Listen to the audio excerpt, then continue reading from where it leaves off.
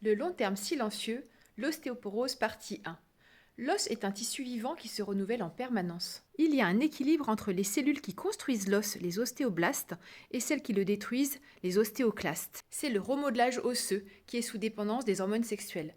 Les œstrogènes protègent les os. À la ménopause, la perte des œstrogènes entraîne une perte de densité osseuse associée à une modification de l'architecture de l'os.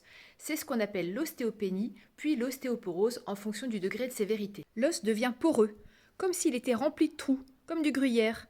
Et donc l'os devient fragile, il y a un risque de fracture. Les os les plus touchés, et donc ceux qui risquent surtout de se casser, sont le poignet, le col du fémur et les vertèbres. Pour faire le diagnostic, on passe une ostéodensitométrie.